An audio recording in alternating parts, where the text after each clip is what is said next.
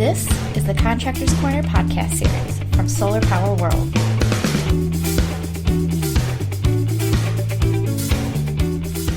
Hi everyone, welcome to another edition of the Contractor's Corner podcast from Solar Power World. I am Editor-in-Chief of Solar Power World, Kelly Pickerel. It is the end of April 2021 and I hope everyone is doing well. I am still working from home because of the pandemic, but just got my second dose of the vaccine, so things are looking up. I've been spending the last few months going through all the applications for the top solar contractors list, so thank you to everyone who has applied so far. And if you have questions about the list or want to be part of it, just go on to our website, solarpowerworldonline.com. This year is the 10th anniversary of the list. I can't believe it's been 10 years. So we got a lot of fun stuff planned, so we really hope that you will apply. The deadline to apply is May 28th, 2021. Speaking of 10 years, I'm celebrating my 10 years of being in the solar industry this month also. I went to school for journalism. I didn't really expect to land in the solar industry. Of course, I kind of have a special interest in environmental things, but solar wasn't something that I really seeked out.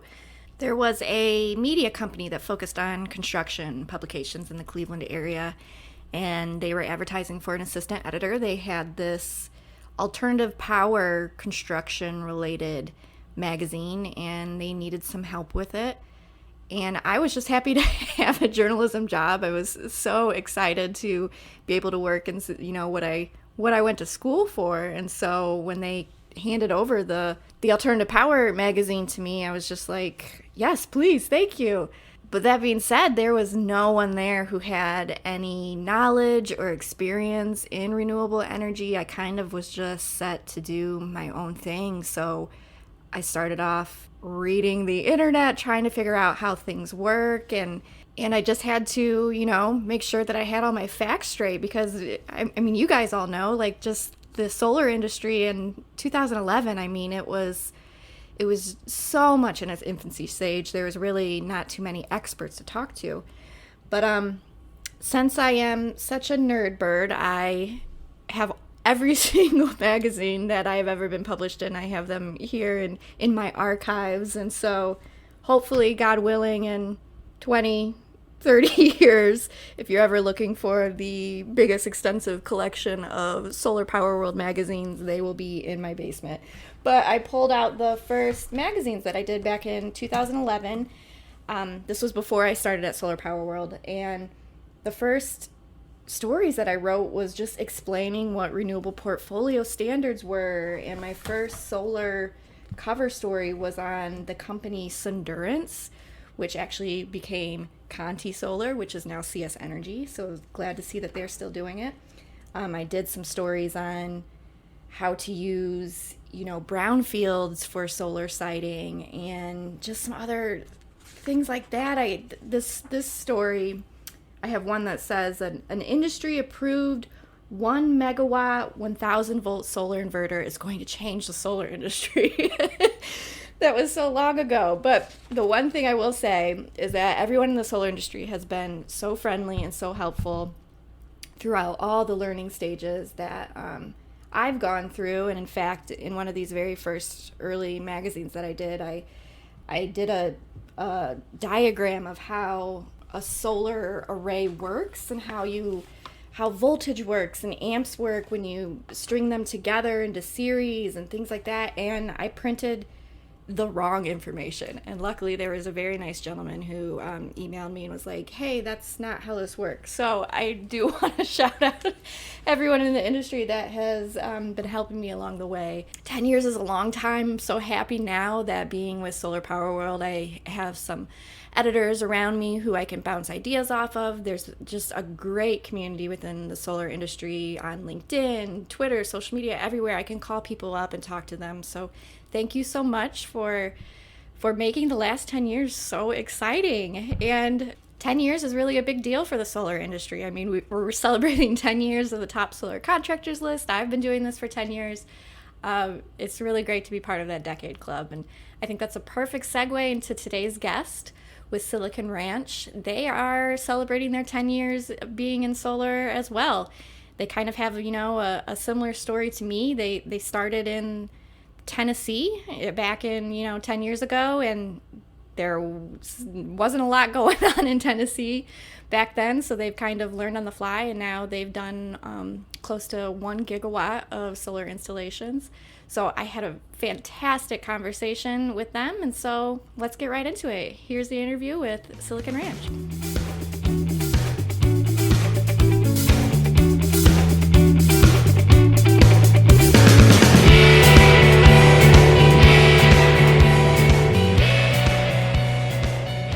All right, let's get started with this month's edition of Contractor's Corner. Today we're talking with Reagan Farr. He is CEO of utility scale developer Silicon Ranch. So thank you so much for joining me today, Reagan. Well, Kelly, thank you for having me. And again, congratulations on your 10-year anniversary. I think that's a really good kind of intro to you guys because Silicon Ranch has been around for 10 years now. So tell me about how the company got started. You know, it was interesting. When Silicon Ranch first came together as an idea, there really was no solar industry in the Southeast U.S. And we're a Nashville, Tennessee-based company. And the genesis of the idea really came from work that we had done when myself and my fellow co-founder, Matt Kisber, and Governor Bredesen were in state government. Governor Bredesen had been to a conference where he heard Jeff Immelt, who was then CEO of General Electric, and Thomas Friedman with the New York Times give a speech that the green revolution was happening, and you could look at it in any one of a number of ways. It was political security and energy security. It could be environmental. But they said you would really be missing the ball because what this truly is an economic development opportunity. And that's how you as political leaders should think about it. So Governor Bredesen came back and Matt and I, he was Commissioner of Economic Development. I was the Revenue Commissioner, and we worked together a lot on putting together incentives for state government to inspire investment and job creation in the state. He came back and said, I want you two to put together a clean energy job strategy for the state of Tennessee.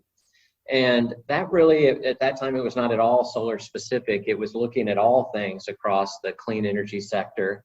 And Tennessee has a nice, strong manufacturing base. So we really focused on manufacturing and also leveraged experience and insights from people like Fred Smith at FedEx, and we had Oak Ridge. And it was interesting. We ended up being very successful. We had some wind investment in Tennessee, some biofuel investment, but we also came across and landed two very large investments from polysilicon manufacturers. And engaging with them, they were $1 billion plus investments. Really got to know the leadership of those companies and understand that polysilicon had always been a primary component of the chips in our computers, but they were starting to ramp up production because more of their product, excuse me, was going into this new technology, into solar wafers.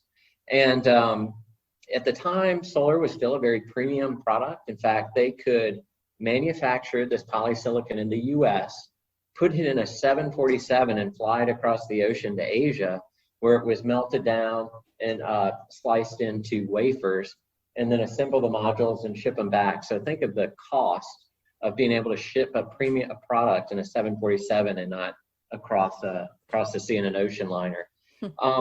So as we talked to them, one of the things that we found interesting is they said the Moore's law of solar is different than the Moore's law of computer chips, but we basically believe that for every doubling of deployed capacity, costs are going to come down 20%. And at the time, that was a relatively small starting base globally to work from. And that was a real data point that we filed away. And the final piece of the puzzle that was kind of a data point that I thought was interesting, we did a lot of work trying to work with companies from China who would invest in Tennessee or partner with Tennessee companies. And we were in China meeting with some leadership from Applied Materials, and they had built a huge R&D facility in Xi'an, China. And the governor is actually a successful businessman, successful politician, but one of the more interesting things, he's a physicist with a degree from Harvard. So when we showed up, I think this tour guide thought he was just giving some political figures a tour of his R&D facility. What he found out was the governor asked a whole lot of questions, and Matt and I had our own questions as well. So we ended up touring this facility and trading dialogue for almost 5 or 6 hours. And at the very end of the tour, we're walking outside, and one of our last questions was, this is an incredible R&D facility. Why are you putting it in China and not in a state like Tennessee? We would love to have this investment in our state.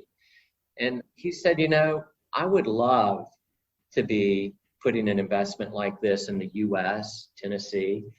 He's like, look around, and the air in Xi'an is incredibly polluted. He's like, I'm not anxious to be here in Xi'an, but the fact of the matter is, China has said they are moving into renewable energy in a meaningful way. And when the government there says they're going to do something, they do it, and they do it at scale. And if you want to play in the space, you've got to be in the country.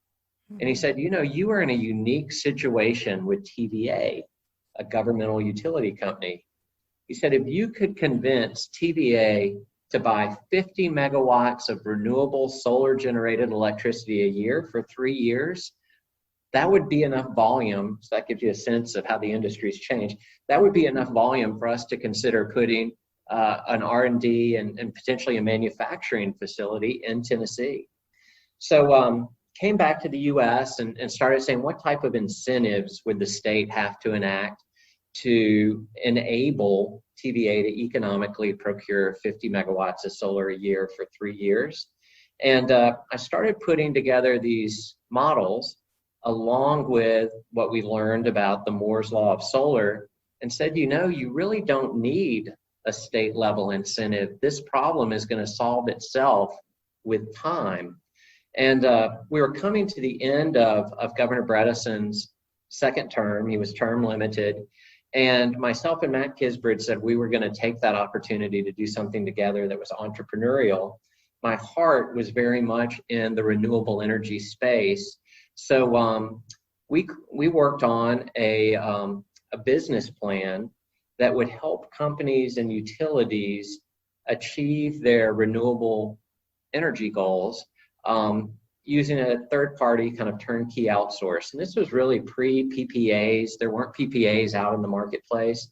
And the concept was really, you have these companies that want to procure renewable energy, but it's not their core business. They don't want to spend the time thinking about it. They want an easy button. So if you want to promote and encourage the deployment of renewable power, you needed to make it easy for these companies to do that. So we took that idea and we shared it with Governor Bredesen. And at first he just gave us advice and said, you guys need to, have you thought of this and that? And this is my experience when I was doing some of my other startup companies. And after a while of talking to us about the idea, he said, I think you're on to something. If you're open to it, I wouldn't mind being a partner and we could all do this together. So Matt and I always laugh that it took us a while to deliberate. It took us about 1 second to look at each other and say, we're all in. This is really exciting. So I left state government to truly build out a business plan 3 months before Governor Bredesen, actually probably a little more than that, probably about 5 months before Governor Bredesen and Matt left office. They left office together, so that when Matt, his last day at state government was on a Friday, and when he showed up on a Monday, we had an office and an accounting system and phones and computers and all of the unglamorous things that you have to do to get set up as a startup company. And that was really the genesis. And we've really stuck true to our basic business plan of being a full service, turnkey, renewable energy solutions provider to commercial industrial users and to utilities. Did the Silicon Ranch name come from just the influence of polysilicon within Tennessee, or how did the name come about? So you'll love this line. Governor Bredesen started several companies, many of which have been successful and been listed on national exchanges, New York Stock Exchange. And he said one of the most difficult questions of every company he's ever been a part of is, what are we going to name it? So it was funny. The three of us sat around in our little conference room that was our first office, and we said, what are we going to name this company? And at the time, everyone was kind of thinking solar this, sun that, but all of these names were kind of cropping up across the internet domain. So we said, let's all go home. We've talked about a lot. Let's make a list of our top 5, and then we'll all get back together and pick a name. And before we had gotten home and settled, Governor Bredesen had come up with the name and the logo design and said, hey, you guys don't feel obligated, but I think I've come up with something here. I'm curious for your opinion. So as soon as we saw it, we said, all right, so that is the name of the company, Silicon Ranch. and it's actually been great because I love the logo, and as we've grown, the brand has really grown with us and has become a part of who we are in the marketplace. Yeah, no, it's a great name. And it dovetails so well with our regenerative energy and our partnership with local ranchers across the community. So I wish I could say we had the foresight when we came up with the name that it was going to dovetail so smoothly, but I love it now, and it's a huge compliment to our regenerative energy platform. Definitely. Yeah, you guys have grown a lot in the last 10 years, and you're now partially owned by Shell. What does an investment from an energy company like that, what does that do for your solar efforts? It was interesting. We were not looking for a partner like Shell. Shell actually identified Silicon Ranch and knocked on our door and said, we want for you to be our U.S. solar platform. And at the time, we had 2 very well-established, deep-pocketed pension fund investors that we were quite happy with, and we had just closed an equity round, which is, it's rare in this space when you're like, man, our balance sheet we have plenty of cash, we don't need any additional investment. But when we found out that Shell was interested, we said we've got to meet with them and better understand how we could partner together. And we didn't want to be part of a marketing campaign or a greenwashing initiative. And we were pretty skeptical. Actually, it took us a while of talking to their deal team, and ultimately flew to The Hague to meet with all of Shell's senior leadership. And it was on that trip that I really became convinced that Shell was committed to the energy transition. It was Shell has a world famous scenario planning group, and they had the head of that group come and speak to us. And they said, every scenario that we run on the energy future shows increased importance of electricity. And in all those scenarios, natural gas and renewables, particularly solar, play an incredibly important role. So we feel like we're an energy company. We need to be in this space, and we want you to be a part of helping us achieve this energy transition. And then we were scheduled for what they call a 15-minute handshake with Ben. He's Shell's global CEO, Ben Van Buren, and we came into his conference room, and what was supposed to be 15 minutes and a highly scripted day turned into an hour-long conversation where Ben knew all about our company, all about our bios, about what we were doing in the U.S. And we finally asked him, as his staff, they were knocking on the door saying, you've got other meetings. And we're like, we're very flattered, but it's, you're the CEO of Shell. That's a relatively small investment vis-a-vis what you do around the world. And it was interesting, and this really sealed the deal for me. He said, Shell got into the renewable space a decade ago, and we did it through manufacturing. They actually manufactured solar modules. And he said it was a failure. They ended up unwinding that business. And he said, that really set our renewable transition back, our energy company transition back by almost a decade. And he said an investment of this size would normally never even cross my desk. But because of the importance of this to the execution of our global strategy, we need to make sure we get it right with the right partners, because we can't afford another failure. We don't have 10 more years to waste. And that really, I walked out of that meeting saying, I think we have found the right partner, and the resources that Shell brings to the table. At any one time, they're the second or third largest wholesale power supplier in the US. They allow you to incorporate renewables with non-renewable sources and deliver in-product solutions to your user. And they are fully committed to being a big player in the energy transition. And anytime you can partner with a company with the resources like that and the commitment to the vision, I think that's a great opportunity you just can't walk away from. Definitely. Definitely. You've kind of already talked about this a little bit, but I know Silicon Ranch is, working in a lot of really young solar markets like Tennessee and Georgia. Is that like a conscious effort to focus on those areas, or is that just kind of what has planned out? Why are you working in kind of underdeveloped markets? So I love, I always feel like Silicon Ranch is an innovator. And we started as a company in Nashville, Tennessee. We started small. Our first projects were 200 kW and then a megawatt. And at the time, those were large solar projects for all parties involved. But we really felt like the fact that we started in these markets, none of which had renewable portfolio standards, none of which had any solar penetration to speak of, it really allowed us to cut our teeth across all facets. Like, it wasn't just our counterparties we had to convince. All of the banks that we did business with, we were their first solar loan. So I actually have sat in meetings with lenders, and they would ask me a list of questions, and one of them would be, what happens if the sun doesn't shine for such a long period of time you can't repay your loan? And I'll never forget, one of my answers was, well, if that happens, this loan is going to be the least of your worries. We're all in a bad way. So, innovating and working with those banking partners, innovating and building, like we drafted one of the first bilateral PPAs for our Volkswagen project.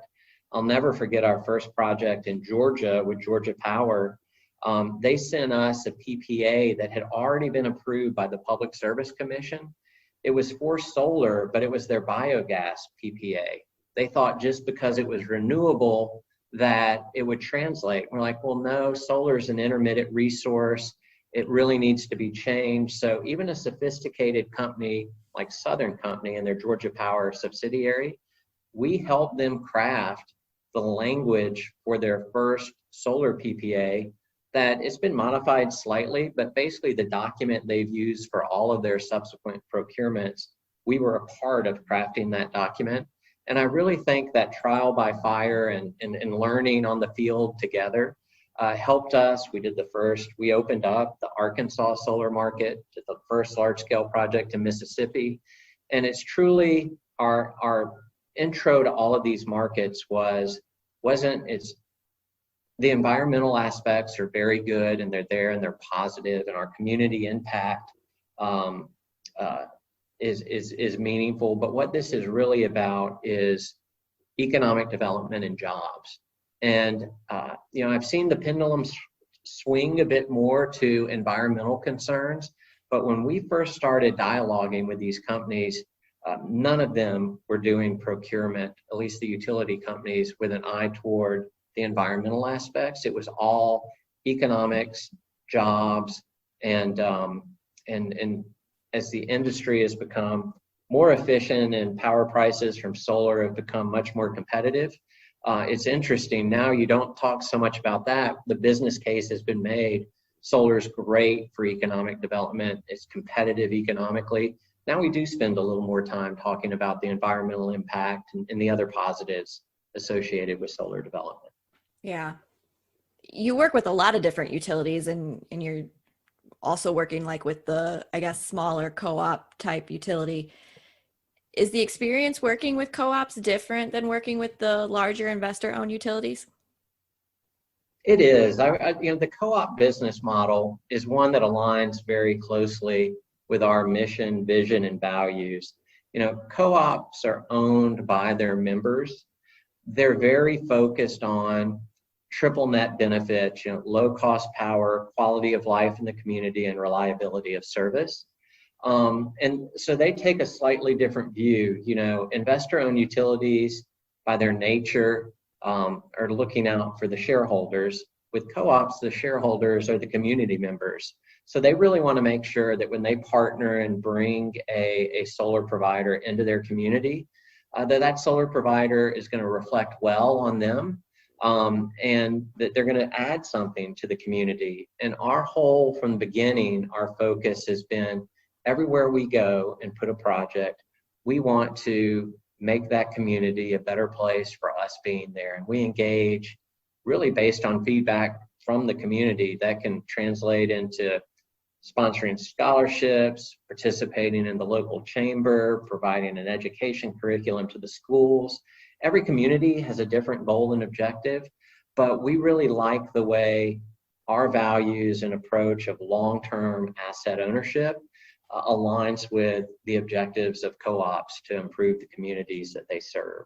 So I love all of our customers, but I will say there's a special affinity between Silicon Ranch and the co-ops across the U.S. Mm-hmm.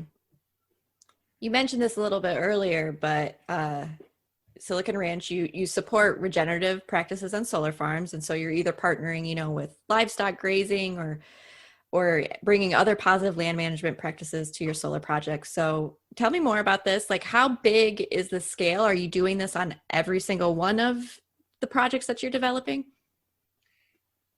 So the answer is we're doing it not just across the projects that we're currently developing. We've tried to go back and look at how we can incorporate this practice on projects that are already built and operating. And can we transition from traditional land management to regenerative land management? And rewinding a little bit, I think it's always interesting to hear the context. For years, I had looked at, as long-term asset owners, we like to own the real estate under our property as well. We take a very long-term view of how these assets are going to be managed and maintained going forward. And because of our commitment to the community, we like to own the land. So as we grew over time, we became a quite significant landowner.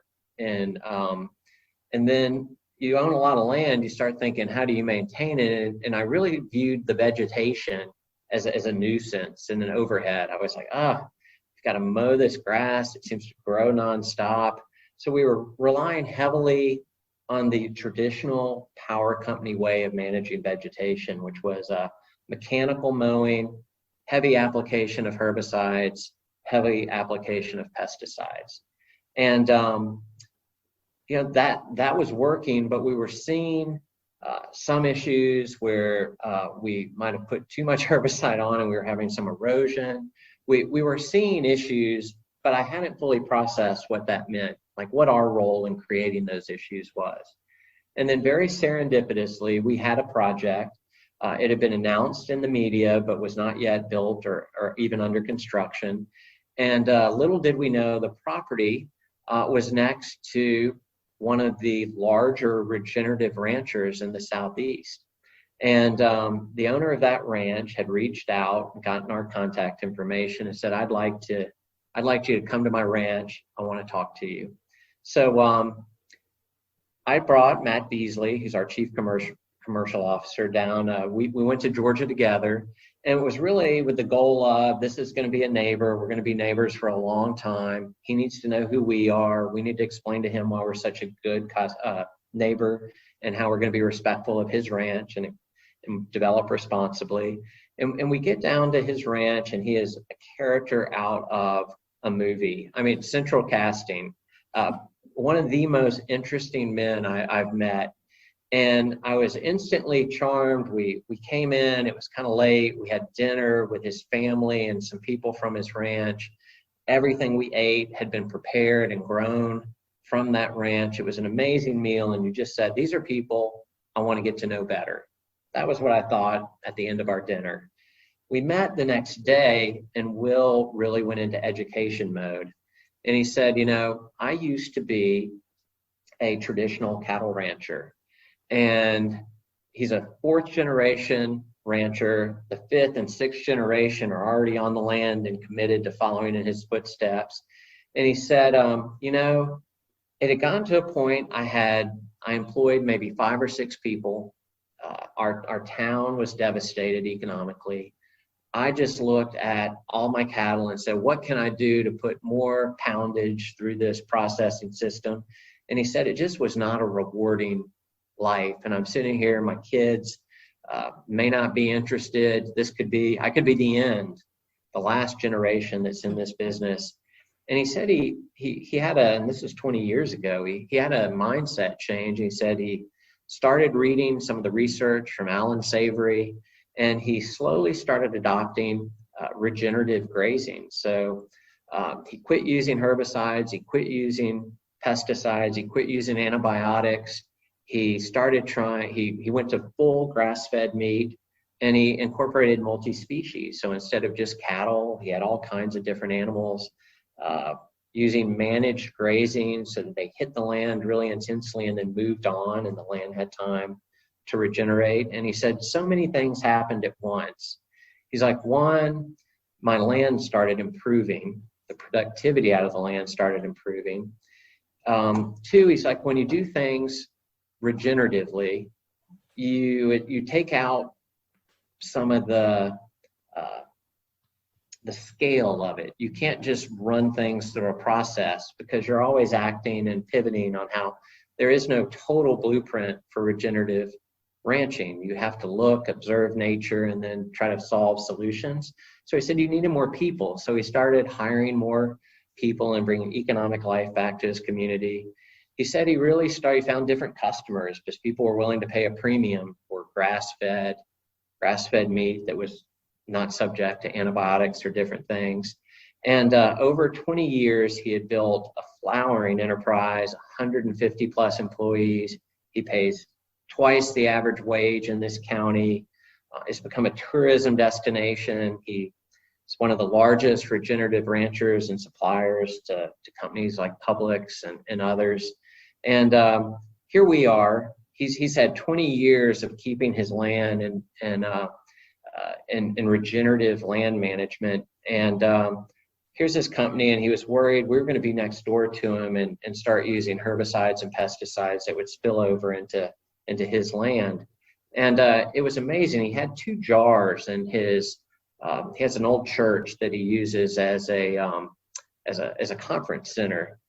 And in one jar is this beautiful, rich black soil, and in the other jar is just this red, lifeless clay.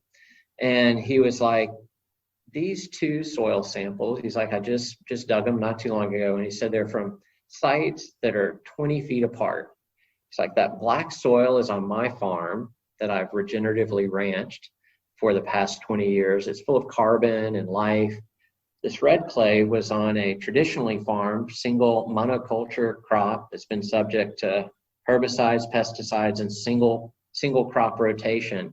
And the soil is devoid of life and completely counts on the application of fertilizers every year to be productive and grow. And he really said, so I don't have erosion problems. Every year my soil improves. Every year this guy's soil degrades. He's like, and you're in a part of Georgia that's got high clay content. It's very highly subject to erosion. You ought to use regenerative ranching, land management on your farm or on your solar ranch. And he said, you know what you can do? I'll do it for you. And that'll give me extra land to graze my animals.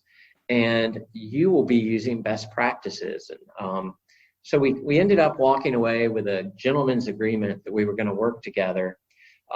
He had brought in a consultant to help us think through all of the protocols for regenerative land management. I ended up being so bought into this, and Matt was so bought into it. We hired the consultant full-time at Silicon Ranch and said, we want to totally change the way we look at our land. It's no longer just, and our vegetation is a nuisance to be managed. It's an asset. It's a biological asset, and we should really treat it like that. And we're all about commitment to community. We're buying a lot of land that used to be an agricultural use. We can reactivate it for agricultural use, incorporating this regenerative energy protocol. So it's interesting. We partnered, Will is introduced us to the Savory Institute. We met with other Savory Hub Institute ranchers. Michael Bowdy, who heads this program up for us, had an incredible network of people he brought to the table. And this program has been so rewarding for me personally, for the company. It's good for our sites. It's good for the communities, and it's been incredibly well received. And it's something that we're trying not just to roll out across all of our facilities. We want the industry to adopt it.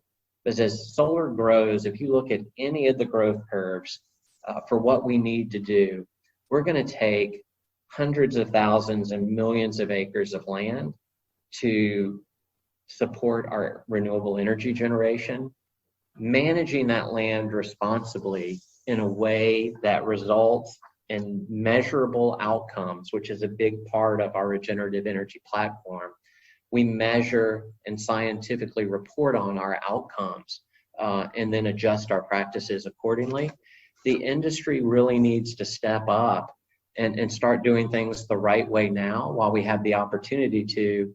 And a huge part of our regenerative energy initiative is creating those standards, sharing those standards with other IPPs and solar owners, because we want to see the whole industry elevate its standard of land care. I remember the stat in one of your news releases about your regenerative practices, something about, we only have a certain number of years left actually for good farming soil, unless we start doing these regenerative practices and bringing that back. And that stat is just so amazing to me. So for the solar industry to be able to help in that area, I think it's a perfect situation. Well, thank you, Kelly. And I will tell you, we saw it. So we had plants that were 7, 8 years old, and we were suffering from erosion problems and losing our topsoil. And it was amazing. One, you've got to go out there and solve that. You're dumping rock or more earth or getting a bulldozer out there. Once we started transitioning those sites to regenerative land management, it is amazing how quickly the land can heal itself when you do things the right way. And you really can. We're scientifically measuring all this, but I don't need to wait for the scientific results. You can really see it when you go out to the sites, what the positive impact is. Mm-hmm. Yeah. So along those same lines, you are functioning as a project owner and you're doing the O&M at all your projects. What other trends are you seeing in maintenance? Of course, I love seeing all of your sheep photos and seeing all the different things that you guys are trying, but are you using more drones at sites? What's helping you do O&M? So it's interesting. Drones have gone from an expensive curiosity to, I think, a part of everybody's arsenal and how to improve your ongoing operations and maintenance. We do a whole lot of predictive analytics. We're a very data-driven firm.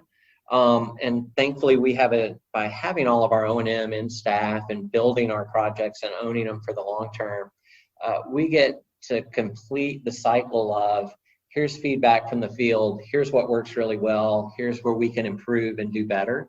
And I think that's one of the things that makes Silicon Ranch unique is the full life cycle ownership model that we have and our willingness to invest and improve in our constructability. So I always like to say the plants that we build today are better than the plants we built 4 years ago, just because we've incorporated the lessons. We've designed, frankly, our experience of having livestock on site, and it's not just sheep. We really try to incorporate multi-species land. It's the best practice where we can. But if you're going to have animals on site, thinking through wire management, through water supplies, and through fencing and protecting certain sensitive equipment. So we design a bit differently now with regenerative land management goals and objectives in mind. So it's always an evolving process. I think one thing I love about the solar industry is we're still in the second inning of this journey together. There is so much innovation happening in our space, and you just need to, again, rely on data, embrace new technology, but also understand what you're trying to achieve. And like for us, I'm not going to ever build another plant where we're not designing and thinking about the fact that we're going to be using our regenerative land practices under that plant. But drones are a huge part of it, the predictive analytics, and the beauty of solar is you can always put up more sensors, and there's a lot of data. So it's what do you do with that data, and how do you optimize operations? And it's neat to have projects that are now 8 years old with 8 years of operating history that you can start to see trends in the industry. Mm-hmm. Along those same lines, I mean, it seems like you guys are using a good mix of, thin film solar panels or crystalline silicon panels. You're using trackers and fixed tilt mounting. Since you're working on so many large utility scale projects, when does choosing between different types of products really make a difference? And is this a continuous learning process for you? Yeah, that's a great question. It really is. And there's no one right answer, because I think different products perform better in different geographies. And there's definitely different peculiarities to sites that lend itself to one technology or another. What we really have invested in is strategic partnerships where we have a list of valuable partners, suppliers, and we innovate collaboratively. And a great example of that is where we buy a lot of Nextracker tracking. And Nextracker had this True Capture product where it would try to optimize around cloudy weather, so it would do backtracking. And they had a lot of data because they had run some analysis on silicon-based modules, but they had not done the same type of analysis on thin film.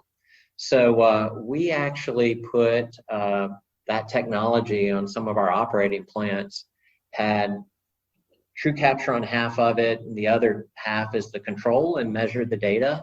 And we're really a part of helping fine tune, because at the end of the day, it's a software product as much as it is a hardware product, what they're doing with True Capture, helping them optimize around how should True Capture work with thin film that has different properties than silicon. So part of that innovation is really partnership, collaborative driven, and I think it's been great for us and great for our suppliers.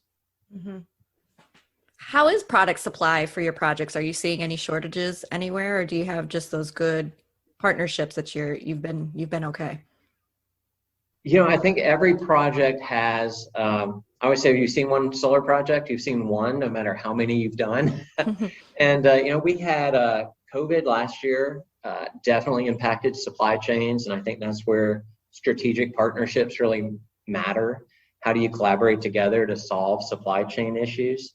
I think looking forward, the forced labor issues and the polysilicon supply issues kind of tied to that forced labor situation in China is creating challenges in our supply chain. And there's definitely some logistics inefficiencies going on right now that have nothing to do with renewables, but renewables are being impacted because of how the imbalance of trade has worked during these COVID times. So I think partnerships are so important, because these situations, a lot of them are beyond any of our control, and it's really how do you respond to those situations that's important. And it's a lot easier to do that with a partner than it is to just do that with a supplier that you may not have an ongoing relationship with. Mm-hmm. Will the end of the solar panel tariffs this year, is it going to affect you in any way, or is it does seem like the China forced labor issue is kind of the larger problem we need to look at, but are the tariffs going to affect you at all? I think the tariffs are kind of priced into the marketplace. I think the forced labor issues in China and the logistics cost have not really been priced into the longer term view. So those are definitely things that we keep our eye on. We try to not buy out too far into the future, because it's every time I've guessed on solar module pricing, I've been wrong. So but we do always try to lock in and hedge a significant part of our supply, because we're buying for our contracted projects. So it's a little bit different. We're not buying speculatively. I know what I'm building next year. So I can go out in the marketplace and tie out that risk with contracting, which is a fortunate part of our business model. Mm-hmm. So Silicon Ranch was a small startup, 10 years ago, and now you're a major player in the US solar market. So what does the company want to accomplish in the next 10 years? Goodness, that's a great question. I'll never forget when we lost our first 1 megawatt project. It was the first project we didn't get. And I was so beat up, because that was like our project, not for the year, but for half the year at least. And I was real downcast, and Governor Bredesen came in and said, chin up, at some point you're going to be contracting a megawatt a day. And that seemed so unreal. I was like, oh, well, thanks. I'll be okay. Don't worry about me.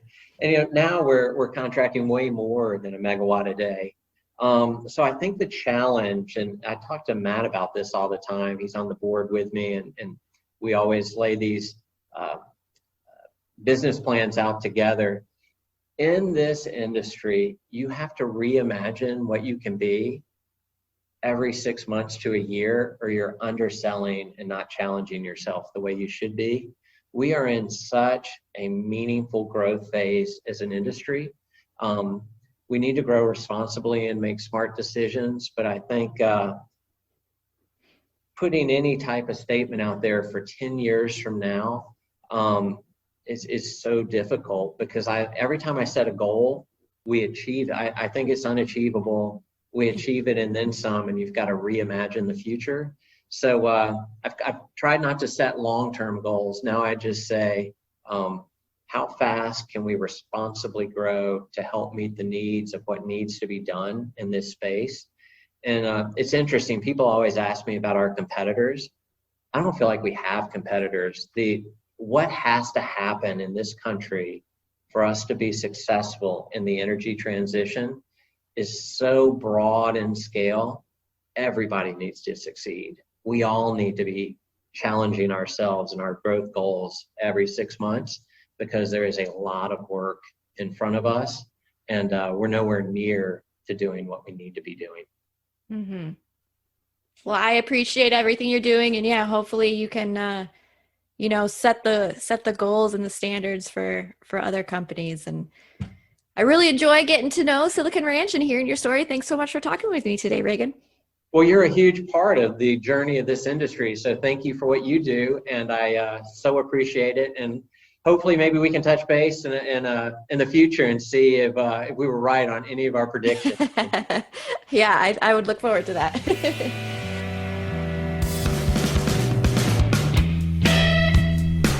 This has been another edition of Contractor's Corner. Join us each month as editor Kelly Pickerel chats with solar installers across the country. Thanks for listening to the Solar Power World podcast. Visit us online to hear more great podcasts, view industry videos, and read our great